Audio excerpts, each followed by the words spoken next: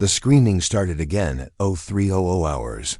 Commander Zektar of the Corvani Imperial Fleet shot up from his sleeping pod, his 4 arms flailing wildly at enemies that existed only in his nightmares. His chitinous hide was slick with fierce sweat, and his breathing came in short, painful gasps through his dual respiratory slits. The nightmare was always the same. Human faces staring at him with those terrible burning eyes. Eyes that held no fear, no surrender, only a cold determination. That chilled him to his core. Even in death, those human eyes haunted him. Especially in death, Zektar pressed his primary hands against his skull plates, trying to stop the trembling that had become his constant companion over the past 3 standard years. The secondary hands clutched at the meditation crystals hanging around his neck, but they brought no peace. Nothing brought peace anymore. The walls of his private quarters aboard the medical frigate, Healing Dawn, seemed to close in around him. The soft blue glow of the ship's bioluminescent panels did nothing to chase away the shadows that danced at the edges of his vision. Shadows that looked too much like human soldiers. He forced himself to stand on unsteady legs and walk to the small viewport. Outside, the stars wheeled slowly past as the ship traveled through hyperspace. Once, those stars had been his domain. He had been Commander Zektar, the pride of the Corvani fleet, conqueror of 6 star systems, the one they called the Iron Fist of the Empire. Now he was just a broken veteran who could not sleep.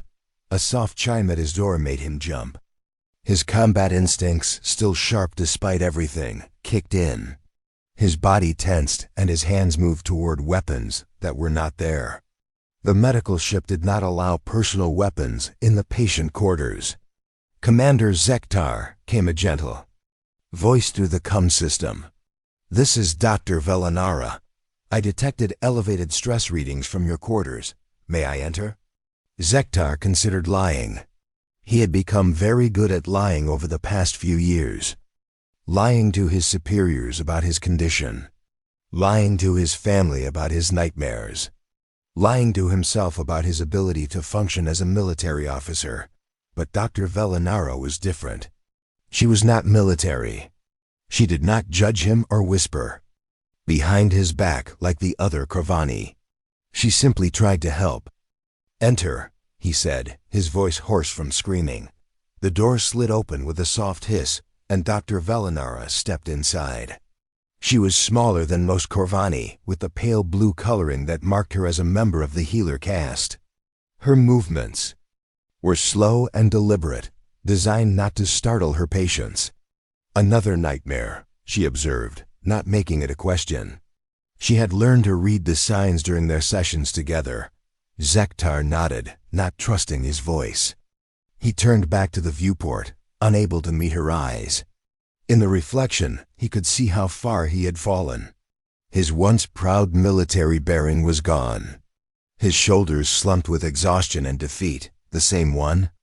Dr. Velanara asked, moving to stand beside him. "Always the same one," Zektar whispered. "The human with the broken arm. The one who smiled at me while he died." Dr. Velanara said nothing for a long moment. She had learned that sometimes silence was the best medicine. Let the patient talk in their own time, at their own pace. "I was a hero once," Zektar said suddenly. "Did you know that? The Emperor himself gave me the Star of Valor for my actions in the Centauri campaign. I was everything a Corvani warrior should be. Strong, brave, victorious. You are still those things," Dr. Velanara said softly. Zektar laughed, but there was no humor in it. "Am I? Look at me, doctor. I jump at shadows. I cannot sleep. I cannot eat. I am afraid of my own memories. What kind of warrior is that?" "Warrior who has seen too much," she replied. "A warrior who has been asked to do things that no being should have to do." "I followed orders," Zektar said, his voice becoming defensive. "I did my duty to the Empire. We all did." "I know, Doctor," Velanara said. "But knowing something is duty does not make it easy to live with. Zektar was quiet for a long time. Outside the viewport, the stars continued their eternal dance. Somewhere out there, beyond the treaty boundaries, were the human worlds, the worlds he had tried to conquer, the worlds that had broken him instead. "Tell me about the first time," Dr. Velinara said gently. "The first time you encountered humans in battle." Zektar closed his eyes. The memories were always there, just below the surface, waiting to drag him back into the darkness. But Dr. Velinara was right. He had to face them. He had to speak them aloud if he ever hoped to heal. "It was 3 years ago," he began, his voice distant. "I was commanding the Iron Claw, leading a scouting mission into what we thought was empty space. We had just made contact with the humans a few months before. Our intelligence said they were primitive, weak. They had barely developed faster than light. Travel." He paused, remembering the confidence he had felt then. The absolute certainty that the humans would be just another minor species to be absorbed into the Empire. "We were so wrong," he continued. "So terribly wrong." Dr. Velinara remained silent, letting him find his own way through the memories. "The first human ship we encountered was called the Liberty. It was small, maybe a tenth the size of the Iron Claw, ancient by our standards. Its weapons were projectile-based, not energy weapons like ours. Its shields were barely worth mentioning." Zektar opened his eyes and stared out at the stars. "The captain was named Jake Morrison. I remember his name because he told it to me. When I demanded his surrender, he said it like he was proud of it, like it meant something." "What happened?" Dr. Velinara asked. "I gave him the standard terms," Zektar said. "Surrender, and his crew would be treated according to the rules of war. Refuse, and they would be destroyed. It was a simple choice. Any rational being would have surrendered." He laughed again, that bitter sound that held no joy. "But humans are not rational beings, Doctor." Captain Morrison looked at my ship, looked at his pathetic little vessel, and do you know what he said? Dr. Velinara waited. He said, "Go to hell." Those were his exact words. "Go to hell." Then he opened fire. Zektar turned away from the viewport and walked to his sleeping pod. He sat down heavily, his head in his hands. "What followed was the most insane 14 hours of my military career," he said. "That little ship should have lasted maybe 10 minutes against my battle group, but it kept fighting, and fighting, and fighting." His voice began to shake. "They used tactics that made no sense. They rammed their damaged fighters into our ships. They turned their cargo holds into bombs. When their weapons failed, they threw pieces of metal at us. Pieces of metal, Doctor, as if that would somehow save them. But it was not the tactics that broke me," Zektar continued. "It was their faces. Every time we breached their hull, every time we boarded their ship, I saw their faces. They were not afraid. They should have been terrified. We had them completely outmatched, but instead of fear, I saw anger. I saw determination. I saw a refusal to give up that I had never encountered before." He looked up at Dr. Velinara with haunted eyes. "When the Liberty finally died, not a single human had surrendered. Not one. They fought until the last breath, until the last heartbeat. And when it was over, I felt like I had not won a battle. I felt like I had just met something that was going to destroy everything I thought I knew about war." Dr. Velinara nodded slowly. "And that was just the beginning." "Yes," Zektar whispered. "That was just the beginning." Dr. Velinara settled into the chair across from Zektar's sleeping pod. She had learned not to sit too close to her patients. Many of them still had combat reflexes that could turn dangerous without warning. The commander was no different, despite his broken state. "The Liberty was destroyed," she said gently, prompting him to continue. "What happened after that?" Zektar stared at his hands, all 4 of them trembling slightly. The memory of that first battle still felt fresh, even after 3 years. "I reported back to High Command. I told them the humans had fought with unusual tactics, but that we had achieved victory with minimal losses. He paused, remembering how confident he had been in that report. How wrong he had been about everything. The High Command was pleased. He continued. They promoted me and gave me command of a larger battle group. They said the humans would be dealt with quickly. A few more encounters like the Liberty, and the entire species would surrender. Dr. Velinara noticed how his secondary hands kept clenching and unclenching, a sign of deep stress among the Corvani. But it did not go as planned. No, Zektar said, his voice barely above a whisper. It did not go as planned at all. He stood up and began pacing the small room. Movement sometimes helped with the memories, though it never made them go away completely. My new assignment was to patrol the human border worlds. Simple peacekeeping, they called it. Show the flag. Remind the humans that the Corvani Empire was watching them. Most species would see our ships and immediately send messages of submission. Zektar stopped pacing and turned to face the doctor. The humans did send us messages, Doctor. But they were not messages of submission. What did they say? A bitter smile crossed Zektar's face. The most common one was come and try it. Sometimes they would say, bring it on. One human colony actually sent us a video message of their children making rude gestures at the camera. Dr. Velinara blinked in surprise. In all her years of studying interspecies conflict, she had never heard of such behavior from a defeated enemy. They were not afraid of your fleet? That is what I thought at first, Zektar said. I thought they were simply too primitive to understand the threat we represented. So I decided to make an example. Show them what Corvani power could do. He walked back to the viewport, staring out at the stars. Somewhere out there was the human world he had chosen for his demonstration. The world that had taught him his first real lesson about human nature. The planet was called New Austin, he said. It was a small colony world, maybe 2 million inhabitants. They had basic defensive satellites and a small militia force. Nothing that should have challenged a proper Corvani battle group. Dr. Velinara made a note on her datapad. She had learned to record these sessions. Sometimes patients would remember details in later sessions that contradicted earlier accounts. The mind did strange things when processing trauma. I sent them the standard demand for surrender, Zektar continued. Lay down your weapons, submit to imperial authority, and no harm would come to their civilians. It was generous by military standards. And their response? Zektar closed his eyes, remembering the transmission that had changed everything.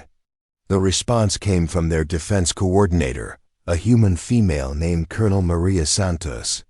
She appeared on screen wearing a military uniform that looked like it had seen better days. Behind her I could see other humans preparing weapons and fortifications. He opened his eyes and looked at Dr. Velinara. She looked directly into the camera, directly at me, and said, "We have a counteroffer. You can take your demands and shove them where your third sun does not shine. New Austin is our home, and if you want it, you will have to come down here and take it from our cold, dead hands." Dr. Velinara made another note. Human colloquialisms were often lost in translation, but the meaning seemed clear enough. Then she did something that I still do not understand, Zektar said. She smiled, not a cruel smile or a frightened smile. She smiled like she was looking forward to what was coming next. Zektar resumed his pacing, his agitation growing as the memories became more vivid. I had 50,000 Corvani warriors in my battle group. The humans had maybe 300 militia members and some civilian volunteers. The odds were ridiculous. It should have been over in hours. But it was not, Dr. Velinara observed. No, it took 6 months. The doctor looked up from her datapad in surprise. 6 months? For one small colony? Zektar nodded grimly. 6 months. of the most brutal, confusing, and terrifying warfare I have ever experienced. The humans did not fight like any military manual said they should fight. They ignored every rule of engagement, every tactical doctrine, every logical strategic principle. He stopped pacing and gripped the back of a chair with all four hands. On the first day, we landed our assault troops in the main colony center. Standard procedure. Secure the government buildings, capture the leadership, and the resistance would collapse. Dr. Velinara waited for him to continue. Colonel Santos was waiting for us, Zektar said. She had turned the entire city center into a maze of traps and ambush points. Every building was booby-trapped. Every street corner had hidden weapons. The humans had turned their own homes into battlefields. His voice began to shake as the memories became more intense. But that was not the worst part. The worst part was that they fought like they had nothing to lose, like death was preferable to surrender. Can you give me a specific example? Dr. Velinara asked gently. Zektar was quiet for a long moment. When he spoke again, his voice was distant, lost in the memory. There was a human civilian, a male named Pete Johnson. He was not even a soldier, just a shopkeeper who sold farming equipment. My troops cornered him in his store during the second week of fighting. The commander sat down heavily, his shoulders slumping with exhaustion. According to our intelligence, Johnson had 3 young children and a mate. He should have surrendered to protect them. Any rational being would have. But he did not surrender, Dr. Velinara said, though it was not really a question. No, he barricaded himself in his store and fought my warriors for 6 hours. 6 hours. Doctor, one human civilian with improvised weapons against trained Corvani soldiers. When we finally breached his position, we found him behind a makeshift wall made of farming tools and fertilizer bags. Zektar looked up at the doctor with haunted eyes. He was badly wounded, bleeding from multiple projectile hits. He should have been unconscious or dead. But when my soldiers approached, he triggered an explosive device he had made from farming chemicals.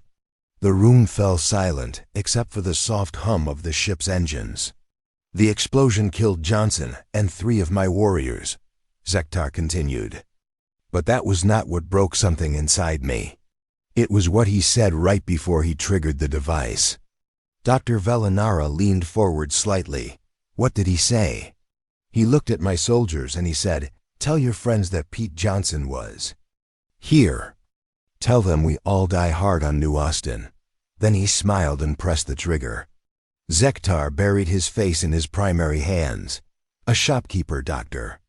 A simple civilian shopkeeper chose to die rather than surrender. And he did it with a smile on his face.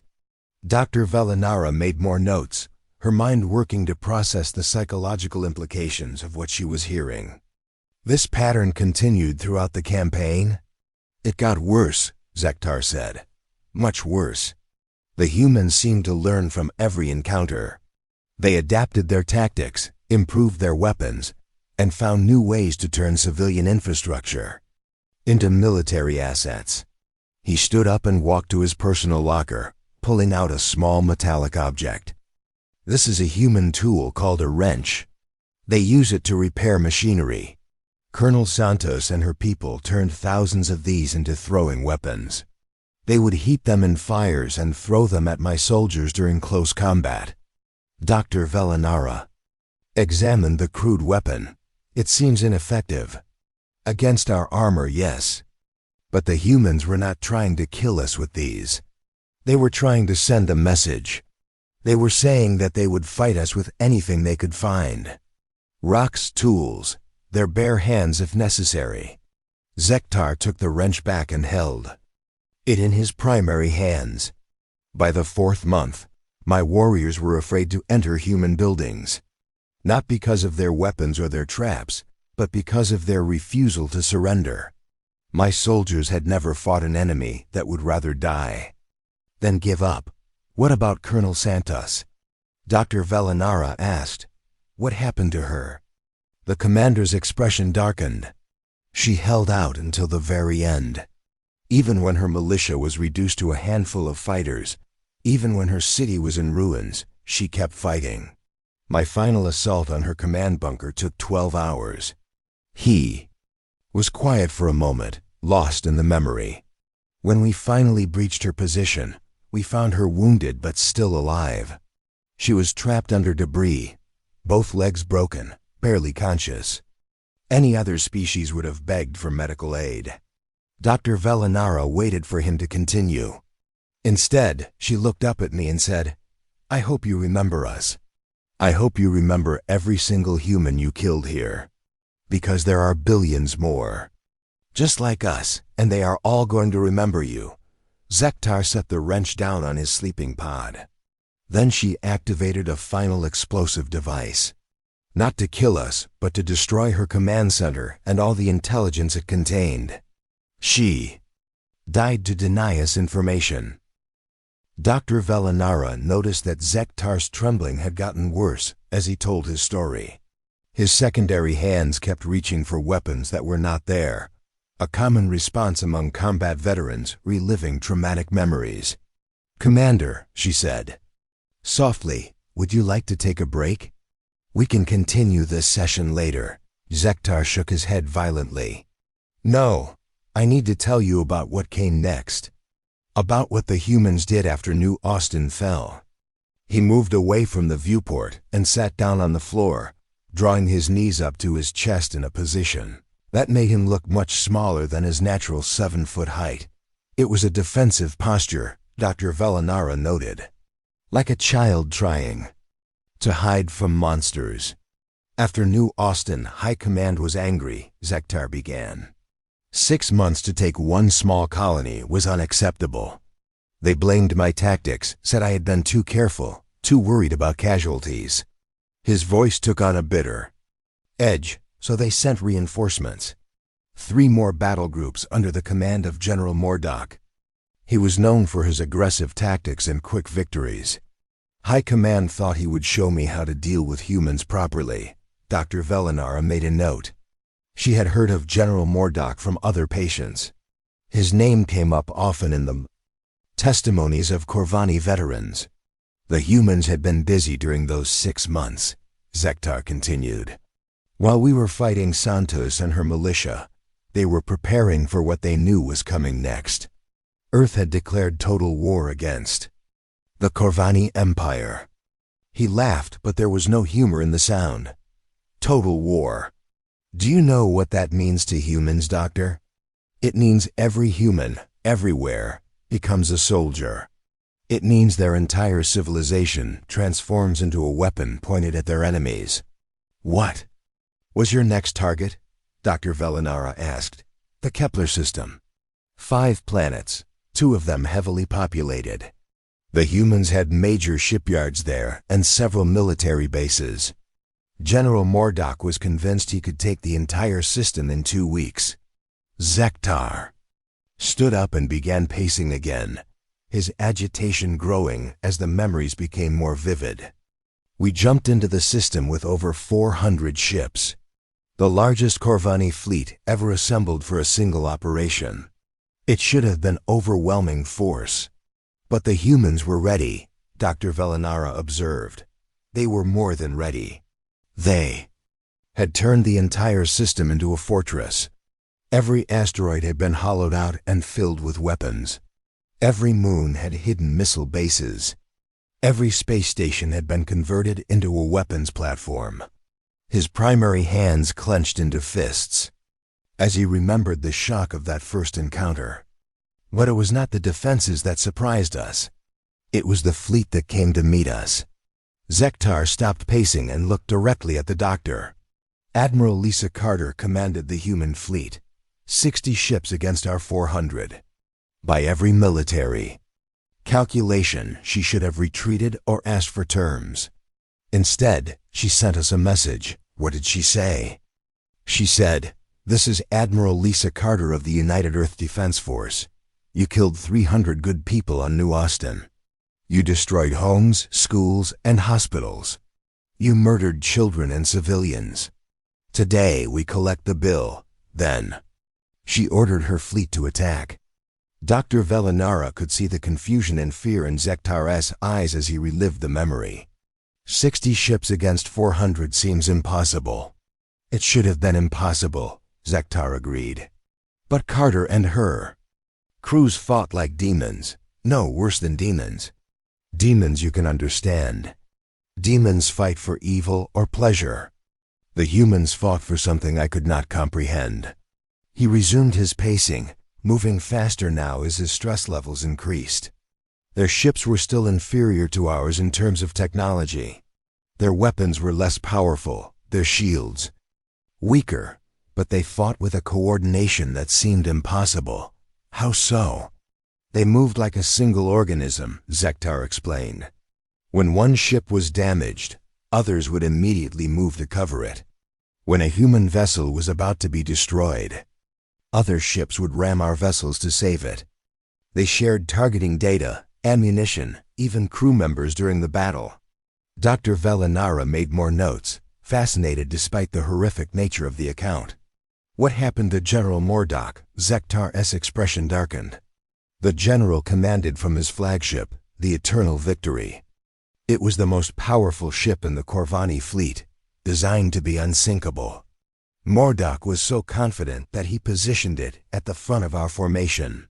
He paused, his breathing becoming rapid and shallow. A human destroyer called the Defiance was critically damaged in the early part of the battle.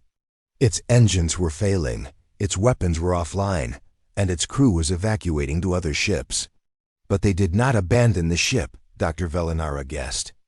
No, the captain, a human named Ryan Torres, sent the evacuation shuttles away, and then turned his dying ship toward the Eternal Victory. Mordock laughed when he saw it coming. One small destroyer against a dreadnought. It was like an insect attacking a predator. Zektar sat down heavily in his chair, his shoulders slumping with the weight of the memory. But Torres was not trying to destroy the Eternal Victory with his weapons. He was turning his entire ship into a weapon. A suicide attack? The Defiance rammed the Eternal Victory at full speed and detonated its reactor core on impact. The explosion tore through both ships. General Mordock and his entire command staff were killed instantly, along with Captain Torres and the 12 crew members who had stayed behind to help him. Dr. Velinara looked up from her notes. 12 crew members stayed behind? They volunteered. To die? That is what I could not understand, Zektar said, his voice filled with confusion and fear. Why would anyone volunteer to die for their captain? Why would Torres ask them to? It made no military sense. He stood up and walked to his personal locker, pulling out another object. This one was a small piece of twisted metal with human writing. On it, "This is a piece of the Defiance," he said, holding it out for the doctor to see. I found it embedded in the hull of my ship after the battle. The writing says, "Remember the new Austin 300. They had written the names of Santos and her militia on their ship. Dr. Velinara examined the metal fragment. The human writing was crude but clear. They were fighting for revenge? No, Zektar said, shaking his head. That is what I thought at first. But revenge is something I can understand. Revenge makes tactical sense. This was something else, something deeper. He took the metal fragment back and held it in his palm. During the battle, I monitored human communications. I heard their pilots talking to each other, heard their captains giving orders. They were not talking about revenge or hatred. What were they talking about? They talked about home, about their families, about the people they were protecting. One human pilot, just before his fighter was destroyed, transmitted a message to his wingman. He said, "Tell my daughter I love her, and tell her why we fought." Zektar's voice broke slightly. He could have ejected. His fighter was damaged, but he could have escaped. Instead, he flew it directly into one of our cruisers. His last words were not a battle cry or a curse. He said, "For Emma, Daddy loves you." The room fell silent except for the soft humming of the ship's systems. Dr. Velinara could see tears forming in Zektar's compound eyes. The battle lasted 18 hours, he continued. When it was over, Admiral Carter was dead. Most of her fleet was destroyed. But she had taken 47 of our ships with her, including our flagship and our commanding general. The humans. Lost, Dr. Velinara said. Did they? Zektar asked. They lost the battle, yes. But they had shown us something that terrified every Corvani commander. They had shown us that they would never surrender, never retreat, and never stop fighting until every last human was dead. He walked back to the viewport and stared out at the stars. After the battle, I was promoted to replace General Mordock. High Command said I had shown good tactical judgment by keeping my ship intact. They put me in charge of the final assault on the human stronghold. Kepler Station, Dr. Velinara said, remembering from his earlier sessions. Yes, Kepler Station. The largest military installation in human space. If we could take it, the war would be over. The humans would have no choice but to surrender. Zektar turned back to face the doctor, and she could see the fear in his eyes, the same fear that haunted his nightmares. I should have known better by then, he said. I should have realized that humans do not surrender, ever, but High Command was convinced that without Admiral Carter and their main fleet, the humans would finally see reason. But they did not see reason, Dr. Velinara said. No, they did something worse. They showed us what humans are really capable of when they have nothing left to lose. Zektar sat down on his sleeping pod and buried his face in his hands. The defense commander of Kepler Station was Admiral Peter Kaine. He had 30,000 personnel under his command and 50 ships. I had 200 ships and orders to take the station at any cost. What happened when you made your surrender demand? Zektar looked up, his eyes haunted by the memory. Kaine appeared on the communication screen wearing a dress uniform. Behind him, I could see human officers and enlisted personnel preparing for battle. He looked directly at me and said, Commander Zektar of the Corvani Empire. I know who you are. I know what you did to New Austin. I know you killed Maria Santos and her people. Dr. Velinara waited for him to continue. The next evening, Dr. Velinara returned to find Zektar sitting on the floor of his quarters, staring at the wall. He had not moved for hours, according to the medical sensors in his room. His breathing was shallow and his hands trembled constantly. Commander, she said softly as she entered. Are you ready to continue? Zektar did not look at her. His eyes remained fixed on a point on the wall that only he could see. Do you know what a ghost is, Doctor? The question caught her off guard. I am not familiar with that term. It is a human concept, Zektar said, his voice distant and hollow. They believe that sometimes when someone dies violently or with unfinished business, their spirit remains behind to haunt the living. Dr. Velinara sat down carefully, maintaining her distance. You believe you are haunted? I am haunted by 30,000 ghosts, Zektar whispered. 30,000 human spirits who will not let me sleep. They whisper to me in the darkness. They show me their faces. They ask me why. He finally turned to look at her, and Dr. Velinara was shocked by what she saw. His eyes were bloodshot and wild, filled with a pain that went beyond simple trauma. This was the look of someone whose mind had been shattered and poorly reassembled. Tell me about Kepler Station, she said gently. Zektar closed his eyes and took a shuddering breath. Kepler Station was the largest structure ever built by human hands. It was a massive space dock that could service 100 ships at once. Around it were defensive platforms, weapon satellites, and mining stations. The humans had turned it into their most important military base. He opened his eyes and stared at the ceiling.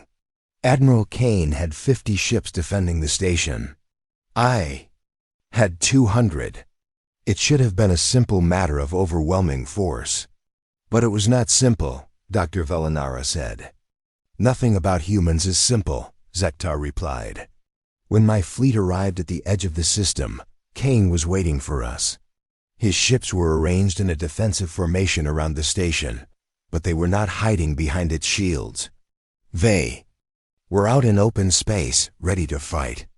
Zektar stood up and walked to his personal locker, pulling out another human artifact. This one was a small piece of cloth with writing on it. "This is a piece of a human battle flag," he said, holding it out for the doctor to see. It was attached to Admiral Kaine's flagship. The words say, "Remember New Austin, remember the Defiance, remember everyone." They had written the names of every human who had died fighting us. Dr. Velinara examined the cloth. It was burned and torn, stained with what looked like blood. "Where did you get this?" "I cut it from Kaine's body," Zektar said quietly, "after I killed him." The room fell silent.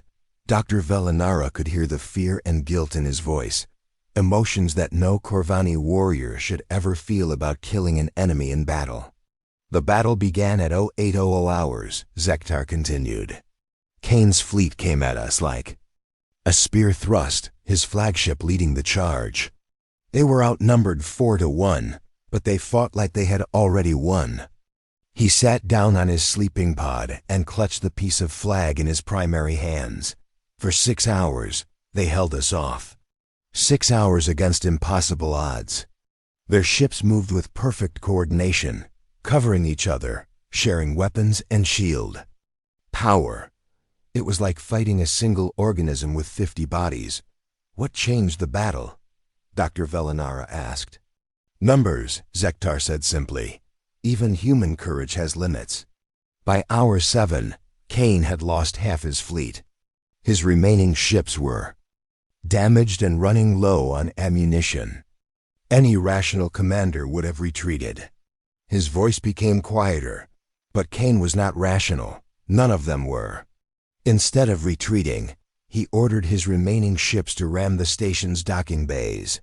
They were going to seal themselves inside and force us to fight them room by room. Zektar looked up at the doctor with haunted eyes. "That was when I made my greatest mistake. I decided to board the station personally. I wanted to face Kaine directly, to end this madness once and for all." "You went aboard Kepler station?" "With my best warriors, yes. 200 of the Empire's finest soldiers. We breached the station's main docking bay and began fighting our way toward the command center. It should have taken an hour to reach Kaine." Zektar stood up and began pacing again, his agitation growing as the memories became more vivid. "It took us 12 hours. 12 hours to fight through corridors that should have been easily secured. The humans had turned every hallway into a fortress, every room into a weapon." Dr. Velinara noticed that his secondary hands were making strange gestures, as if he was still fighting invisible enemies. "What kind of resistance did you encounter?" "Everything," Zektar said, his voice filled with awe and terror. "They used maintenance robots as bombs. They turned the station's artificial gravity against us, creating zones where my warriors could not orient themselves. They flooded sections with toxic gases and then fought us while wearing breathing masks." He stopped pacing and gripped the back of a chair with all 4 hands. "But the worst part was not their tactics. It was their refusal to give up. Even when they were wounded, even when they were outnumbered, even when they had no hope of survival, they kept fighting." "Can you give me a specific example?" Dr. Velinara asked. Zektar was quiet for a long moment. When he spoke again, his voice was barely a whisper. "Staff Sergeant Danny Rodriguez. He was a human engineer, responsible for maintaining the station's power systems. When we breached his section, he was alone, cut off from the rest of his unit." The commander sat down heavily, his entire body shaking with the memory. "Rodriguez was wounded when we found him. He had taken projectile hits to his chest and left arm. He was bleeding badly and could barely stand. My warriors surrounded him, 20 against 1. Did he surrender? No." Zektar's voice cracked. He looked at us and smiled. He actually smiled, Doctor. Then he said, "You boys picked the wrong day to mess with the human race." Dr. Velinara could see tears forming in Zektar's compound eyes. What happened next? He fought us for 3 hours. 3 hours, Doctor. 1 wounded human against 20 trained Corvani warriors. He used the station's maintenance tunnels to move around us, appearing and disappearing like a phantom. He turned the lights off and on to confuse us. He used repair tools as weapons. Zektar buried his face in his primary hands. He killed 17 of my warriors, 17, with tools and improvised weapons and nothing but determination. When we finally cornered him in the main engineering bay, he was barely alive. He had lost so much blood that he could not stand, without leaning against a wall. But he still would not surrender, Dr. Velinara said. He looked directly at me, Zektar continued, his voice filled with wonder and horror. His eyes were glazing over from blood loss, but he looked directly at me and said, "Hey, bug face. You want to know what humans are really like? We die hard." The room fell silent except for the sound of Zektar's ragged breathing. Then he pulled out a grenade he had been hiding, Zektar whispered. He could have thrown it at us, tried to take some of my warriors with him. Instead, he held it against his chest and smiled at me. He said, "See you in hell, Commander." "Save me a seat." Dr. Velinara waited for him to continue. The explosion killed Rodriguez and my 3 remaining warriors. It also damaged the station's main power core, causing a cascade failure that took out half the defensive systems. 1 human engineer, dying alone in a maintenance bay, had crippled our entire assault.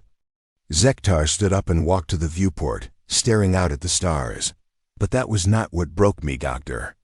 What broke me was the look in his eyes when he died. He was not afraid. He was not angry. He was satisfied, like he had accomplished exactly what he set out to do.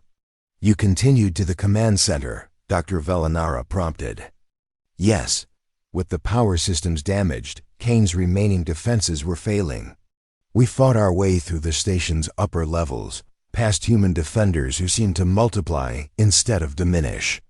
Civilians had taken up arms alongside the military. Children who should have been evacuated were helping to reload weapons." Zektar's voice became distant again. "When we finally reached the command center, we found Admiral Kaine alone. His staff was dead, his ships were destroyed, and his station was falling apart around him. He was wounded and exhausted, but he was still fighting." "What did you say to him?" "I demanded his surrender. I told him his cause was hopeless, his people were dead, and his resistance was pointless. I offered him honorable treatment as a prisoner of war." Zektar turned back to face the doctor. Kaine laughed. He actually laughed at me. Then he said, "Commander, you still do not understand what you are fighting. You think this is about military victory. You think this is about territory or resources or power." "What did he mean?" Kaine pointed to a picture on his desk. It showed a human female and 2 small children. His family, I realized. He said, "This is what I am fighting for. Not glory, not conquest, not empire. I am fighting so that my children can grow up free. I am fighting so that no alien will ever own their souls." Zektar's hands were shaking violently now. Then he picked up his weapon and charged at me. 1 wounded human against a fully armed Corvani commander. He should have been no threat at all, but he was, Dr. Velinara said. "He nearly killed me," Zektar admitted. Kaine fought with a fury I had never encountered before. Not the rage of a cornered animal, but the determination of a parent protecting his children. 1 week later, Dr. Velinara found Zektar in the ship's observation lounge, staring out at the stars through the large viewing windows. He was sitting in a chair facing the viewport, but his posture was different, less defensive, less broken. "You look better today," she observed as she approached. Zektar turned to look at her. and she was surprised to see that some of the haunted look had left his eyes. He was still damaged, still traumatized, but there was something new there. Something. That might have been hope. "I have been thinking about what you said," he told her, "about healing, about finding a way to live with the memories." Dr. Velinara sat down in the chair next to him, maintaining her careful distance, but showing that she was ready to listen. "What conclusions have you reached?" "I have been thinking about Admiral Kaine and his last words," Zektar said. "He told me that humans fight for love, not fear. At the time, I thought he was trying to confuse me or make me weak. But I think I understand now." He turned back to the viewport, watching the stars wheel slowly past. The Corvani Empire has always ruled through fear. We are stronger, so others obey. We have better weapons, so others surrender. We show our power, and other species submit. "But humans are different," Dr. Velinara said. "Humans do not submit," Zektar agreed. "They do not surrender because someone is stronger. They fight because they love something more than they fear death. That is what made them so dangerous. That is what made them impossible to defeat." Dr. Velinara made notes on her datapad. This was a breakthrough. For the first time, Zektar was talking about humans without the overwhelming fear and guilt that had dominated their previous sessions. "I received a message from High Command yesterday," Zektar continued. "They are offering me a new assignment. Command of a patrol fleet in the outer sectors, away from human space, away from the memories." "How do you feel about that offer?" Zektar was quiet for a long moment. When he spoke, his voice was thoughtful rather than fearful. "I turned it down." Dr. Velinara looked up from her notes in surprise. "You refused a command position?" "I requested assignment to the Corvani Human Cultural Exchange Program instead." Zektar said, "I want to go to New Harmony Station. I want to work with humans, not fight them." The doctor set down her datapad and studied Zektar's face carefully. "That is a significant decision. What changed your mind?" Zektar reached into his pocket and pulled out the piece of cloth he had shown her before. The fragment of Admiral Kaine's battle flag. But instead of clutching it like a source of pain, he held it gently in his palm. "I have been carrying this for 3 years," he said. "A reminder of my failures. A symbol of the humans I killed and the friends I lost. But yesterday, I realized I was looking at it wrong." "How so?" "This flag does not represent failure," Zektar explained. "It represents something I have never seen before in my military career. It represents soldiers who fought not because they were ordered to, but because they chose to. It represents people who died not for conquest or glory, but to protect something they loved." He held the flag fragment up to the light from the viewport. "Kaine died protecting his family. Rodriguez died protecting his station. Santos died protecting her colony. Every human I fought died protecting something precious to them." Dr. Velinara could see tears forming in Zektar's compound eyes, but they were different from the tears she had seen before. These were not tears of trauma and guilt. These were tears of understanding. "I want to learn from them," Zektar continued. "I want to understand what it means to fight for love instead of fear. I want to see if a Corvani warrior can become something better than a conqueror. The humans at New Harmony Station may not welcome you," Dr. Velinara warned gently. "You were their enemy. You killed their people." Zektar nodded slowly. "I know. And I will have to live with that for the rest of my life. But I cannot change the past. I can only try to build a better future." He stood up and walked to the viewport, pressing one of his hands against the transparent aluminum. "Dr. Velinara, do you know what the most frightening thing about humans is?" "What?" "It is not their refusal to surrender. It is not their willingness to die for their beliefs. The most frightening thing about humans is their capacity for forgiveness." Dr. Velinara looked puzzled. "Forgiveness is frightening?" "To a Corvani, Yes, Zektar explained. We understand hatred. We understand revenge. These are emotions that make sense to us. But forgiveness? The ability to look at someone who has hurt you and choose not to hurt them back. That is terrifying because it is so powerful. He turned back to face the doctor. I have studied human history during my time on this ship. Do you know what I learned? Humans have fought wars against each other for thousands of years. They have committed terrible acts against their own species. But they have also learned to forgive, to make peace, to become allies with former enemies. You believe they might forgive the Corvani Empire? I believe they might forgive me, Zektar said quietly. Not because I deserve it, but because that is what humans do. They choose hope over hatred. They choose healing over revenge. Dr. Velinara made more notes, fascinated by the transformation she was witnessing. Your nightmares have stopped? No, Zektar admitted. I still see the faces of the humans I killed. I still hear their last words.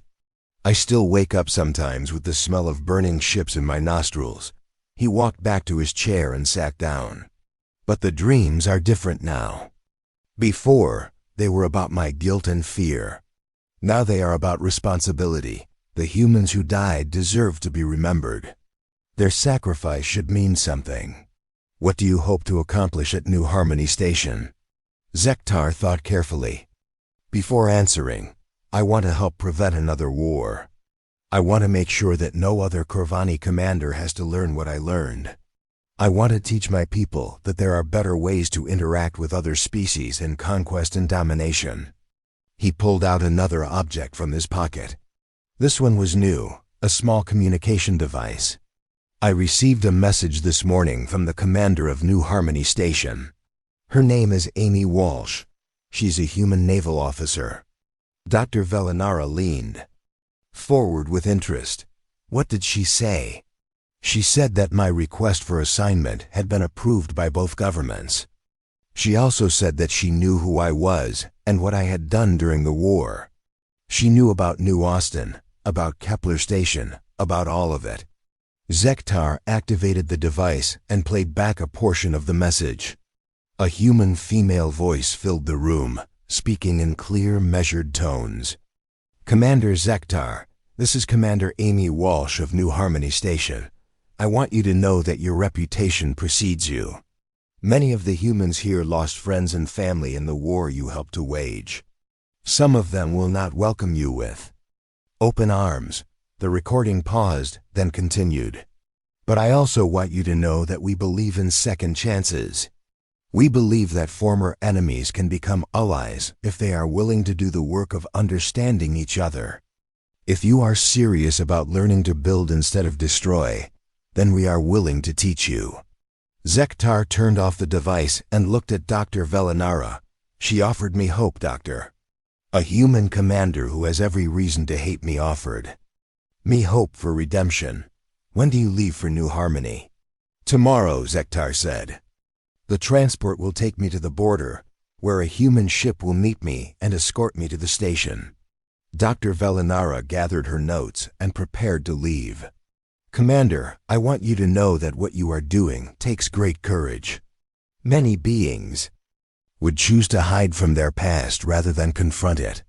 Zektar stood up and walked with her toward the door. Dr. Velinara, I have one last confession to make. She stopped and turned to face him. What is it? I am still afraid, he admitted. I am afraid that the humans will reject me. I am afraid that I will fail at this new mission. I am afraid that the nightmares will never completely go away. Fear is not the enemy, Dr. Velinara said gently. Fear only becomes dangerous when it prevents us from doing what we know is right. Zektar nodded. The humans taught me that. They were afraid too, but they fought anyway. They were afraid, but they died anyway. They were afraid, but they chose love anyway. The next morning, Zektar stood in the docking bay of the Healing Dawn, carrying a small bag with his personal belongings. Among them were the artifacts he had collected from the war, the wrench from New Austin, the metal fragment from the Defiance, the piece of Admiral Kaine's flag. He was no longer carrying them as symbols of guilt. Now they were reminders of the price of hatred and the power of love. The transport pilot, a young Corvani ensign, looked nervous as he prepared for departure. "Commander, are you certain about this assignment? Working with humans. Many in the fleet think it is beneath a warrior of your rank." Zektar looked out the viewport at the stars ahead. Somewhere among them was New Harmony Station, where Commander Walsh and her crew were waiting for him. "Ensign," he said quietly, "I spent 3 years learning how to fight humans. Now I want to spend the rest of my life learning how to understand them." The transport launched from the healing dawn and began its journey toward the border between Corvani and human space. As they traveled, Zektar thought about the human soldiers he had fought. Santos, who died protecting her colony. Torres, who died protecting his fleet. Rodriguez, who died protecting his station. Kaine, who died protecting his family.